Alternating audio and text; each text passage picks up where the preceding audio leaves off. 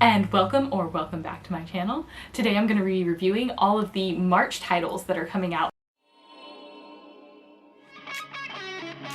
I don't know how, but I always forget how short February is, and I feel like it's shorter than ever this year for whatever reason, but March is right around the corner, and actually there's a lot of titles that I've already reserved or have my eye on that sound really good that are coming out in March. So today I'm going to be going through all of those.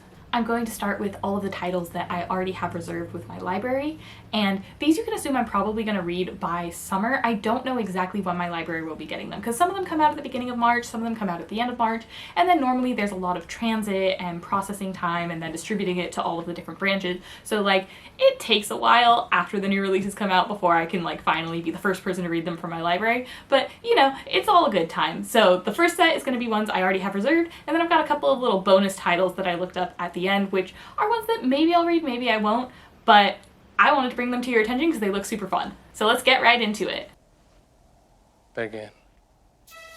On March 1st, we actually have 3 titles that are coming out. The first is Gallant. This is the new V.E. Schwab. It looks like it's going to be a young adult, though I think I've heard that it's got a lot of crossover appeal.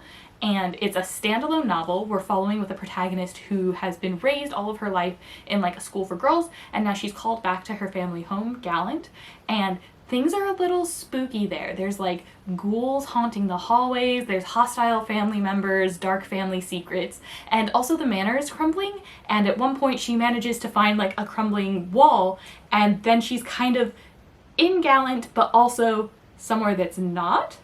And that just sounds pretty interesting. V. Schwab always has really interesting premises. I'm not sure how I feel about her execution, especially on her series, but I think with the standalone she does a little bit better. So I'm looking forward to this one, and I love the like creepy hands all over the cover. The next one is a tour novella, and that's All the Horses in Iceland, and there actually are horses in Iceland. This is kind of taking those real life animals and giving them a little bit more magic. I'm slightly nervous about this one because it's labeled as historical fiction, and I kind of feel like it's gonna veer into the realm of magical realism as opposed to like actual magic and fantasy, but it's also only a novella, so I figure it can't hurt that bad. The cover is really pretty. I love all those like watercolors, so I'll let you know what I think and if it's worth your time. The last one coming out on March 1st is Hook, Line, and Sinker. This is the sequel to It Happened One Summer, which is the book from Tessa Bailey that came out last year. It's very like Alexis from Schitt's Creek, where she's this upper class socialite, she's very into parties and shopping, and then this kind of curmudgeonly, crusty like fisherman, and it was pretty okay. I didn't love it, but I definitely did enjoy my time with it. And in the sequel, we're going to be following his best friend and her sister. His best friend is a lot more of an outgoing type and a little bit of a ladies' man, which means that she immediately notes him down as like, okay, just a friend, never going to pursue anything romantically there, but he is smitten. So I think that this has the potential to be super cute, and I really actually like the cover a lot. So we'll see how this one goes. The next 6 titles all come out on March 15th. The first one of those is going to be the Kaiju Preservation Society, and this is following along with kaiju, which are monsters, and hi Tungsten, yes, you get to be in the video too now, but instead of having like big fighty monsters like you see in Pacific Rim and that sort of thing, we're actually kind of following along with like PETA. There's an animal rights alliance, and they're trying to protect the kaiju, and also there's something to do with like interdimensional travel, and maybe other people who found a way to go to these other dimensions are going to be putting the Earth at risk. So this sounds like it could be okay. I'm a little bit nervous about it, but it is also put out by one of my favorite publishers, so I'm definitely gonna give it a shot, and it's been getting pretty good reviews so far. Next on the list is The Cartographers, and this starts with a man who's been murdered, and at the desk he was murdered at, there's a hidden compartment with a map in it. And it turns out this map might actually be pretty rare and valuable, mostly because all of the other copies in existence of this map are being systematically tracked down and destroyed by a collector. And he's also going to be collecting or destroying the people who stand in his way to these maps. So I think that it sounds a little bit nerdy. I'm half convinced that this was inspired by the channel Map Men, but I'm looking forward to it. I think it has the potential to be really interesting, a little bit more literary based on the Tor.com short that I read by this author, or like at the end of last year, but potential. I think there's potential here, and I do love me a good map. Next up is the Book of Cold Cases, and this is by Simone St. James. I thought, based on the cover, that it was maybe in the same series as Sundown Motel, which is another book I really want to be reading from her, and I felt like I had to read more of her back catalog, but it looks like it might be a standalone, and if it's not, oops, oh well, this is the one I'm interested in reading, so I'm going to be reading this one first, and we'll see how that goes. It takes place after a double murder has happened. There were two men who were killed way back in the day. It seems like it was with the same gun. I think they called it like the Lady Killer murders or something, and there were cryptic notes that were left at the scene of the crimes. And there was one woman who they kind of suspected had done it, but then she was acquitted and she became a recluse in her mansion. And now in the present day, we're following along with the protagonist who has their own true crime website. And then they meet this woman, I think it might have been the same woman as from the past, and they're doing all of these interviews with her in her mansion, and she's like very charismatic, but also the mansion's kind of creepy, right? Like stuff is going missing, there's like a haunted possible little girl wandering around, and just things don't seem right, and this gives me full haunted mansion feels, which I'm down. I always love a haunted house or a magic house, honestly, but like haunted house is when it gets all spooky as well. And so I am very interested in this one, more so than anything else in her catalog, and I hope I don't need any background knowledge because this looks great and it's where I'm starting. Then there's Ogres by Adrian Tchaikovsky, and I've mentioned this one a couple of times on my channel because I'm really looking forward to it. It's a novella, and in this world all of the ogres are landlords, or all of the landlords are ogres. I'm not sure exactly which way or if it's both, but it sounds like a spicy little hot take with some social commentary on our current political climate that I am absolutely here for, and I can't wait for it. Next is Under Lock and Skeleton Key, and this is going to be the first in a cozy mystery series, and I don't know how no one's come up with this idea before, but this takes place with a family that runs a business of installing like hidden staircases and secret rooms, and like, you know, when you have a bookcase and then it's actually a door to a hidden room behind it. And I just think that that is such a fantastic idea. This one starts off when they find a body in a wall that has been sealed for apparently like hundreds of years, and so she's on the case because she thinks that maybe she was the person who was intended to be murdered. And I just love secret rooms. I'm all about, you know, like young Frankenstein, put the candle back. Put the candle back! And all the Scooby-Doo type of vibes. Look! I think it's so fantastic to be pairing that type of a business with the idea of a cozy mystery, and I'm here for it. And the last book that's going to be coming out on March 15th is The League of Gentlewomen Witches. This is a sequel. It's kind of in a like romance historical fiction type of series, and that's normally not my vibe, but when I saw this cover I was like, oh my goodness, I love that, and it's got witches? Yeah, sign me up. This sounds like so much fun. So apparently the first book follows a series of like reprobate witches, and in this one we're following more of the like well-to-do witches. They keep things tidy, they use their magic to keep things nice and good. But also it includes pirates, and the synopsis mentions that they're going to be searching for the amulet of someone called Black Beryl. So I think there's going to be some high-stakes adventures, and based on that cover, I love the cover so much. I already discussed this in like my books Discord with a bunch of friends over there, and we had this great discussion about not just how she should be holding that broom if she's actually going to be fighting against him, but also the legitimacy of a stick as a weapon and how good it can be even against something like a sword. And so for that reason, I already kind of love this book. I love the cover so much. I love the discussion that it inspired, and I'm down for like pirates and witches and going on a hunt for an old amulet. And also, based on how they're fighting, I think that there might be some sparks and some snarks flying between these two. So I think it's going to be a really fun time. Not bad. Not bad at all.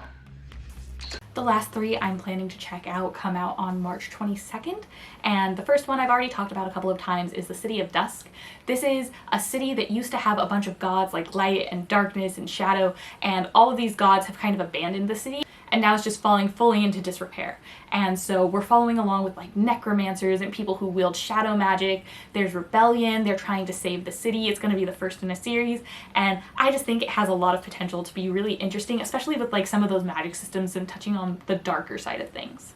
Then there's Wrath and Mercy, which honestly, this is the sequel in a duology. I cannot recommend the first book at all. I thought it was actually pretty bad, but it pulled out a god hole in the last minute, and like, that hooks me so bad. I feel like the whole like first book was just useless trash, and where we really should have started the book was with the interesting stuff that actually happens at the end, because everything else is just like set up, and you could kind of just summarize all of that in a couple of pages or a chapter or something instead of needing the whole first book.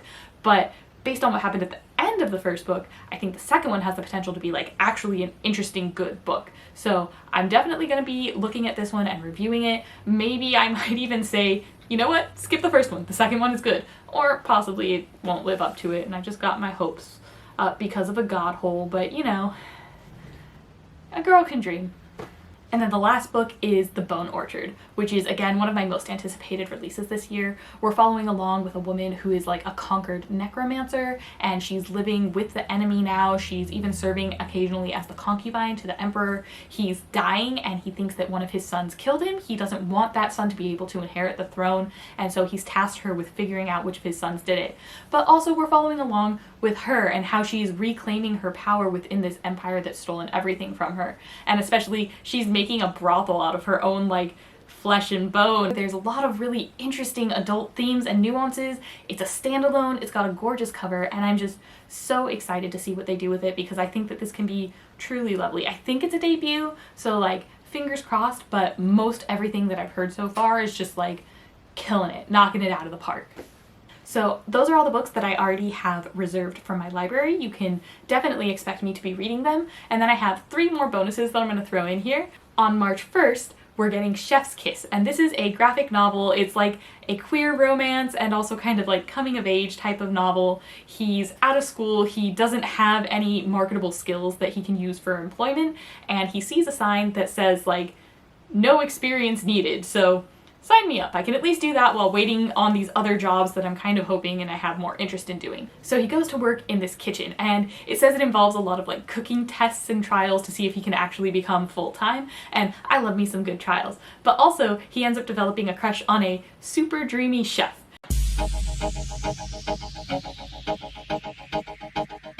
And I love that for us. I think that's super cute, and the art looks really great. It's a standalone, it's a graphic novel, and I think this one's going to be really fun to check out. On March 22nd, we're getting What We Harvest, and this is like a small rural community, and the crops start getting affected by blight, and then the animals are affected by the blight, and then the humans are affected by the blight. And so we're following along with the main character and their ex. They're some of the last people standing in this community, and these people who are affected by the blight, it kind of sounds like a new take on zombies. And this kind of like rural agricultural community, it says something about how their ancestors have a lot to answer for, but they're not exactly around to foot the bill. So I'm kind of thinking like ancient secret magics and pacts that they've done, and this one just looks like very interesting.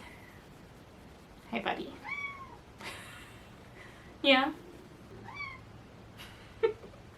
And then the last one is The Dragon's Bride. And this is by Katie Robert, who is pretty popular right now for coming out with Neon Gods. And I do not care about the synopsis. I could tell you how it's a really short story, how she's going to be like having an abusive marriage, and then she makes a deal with a demon, ends up in a different realm at auction, and gets auctioned off to this dragon. Nobody's interested in any of that. What matters is this cover, because it is everything. Oh my god, look at the cover. You look awesome. It's just giving me those classic, like, historic, windswept romance vibes. It's almost like there should be a Fabio here. You can see her hair and her dress, and it's all perfection. The countryside is so picturesque and scenic and beautiful. And then there's just, like, this giant, scaly man who's shackled to her wrist. Oh my goodness. One of my favorite things to do is go on the Goodreads homepage, and it'll update with all of the, like, most recent submissions on the site. And I just love looking at the hilarious, like, smutty covers that they come up with, and then making fun of them and sending them to my friend who's like, oh yeah, it's on Kindle Unlimited. I'll check it out and tell you what I think of it. So this one's for you. Please let me know how it goes. But honestly, even if it sucks, this cover, immaculate. I love it. Beautiful. It delivers. It delivers on everything. But that's all I've got for March. I hope that some of these titles are things that you're also interested in. Let me know if any of these are new to you, or what's the thing that you're most interested in checking out. Maybe I missed your favorite March release. Let me know, comment down below. Also feel free to like and subscribe, and I will see you in the next one. Oh, hi.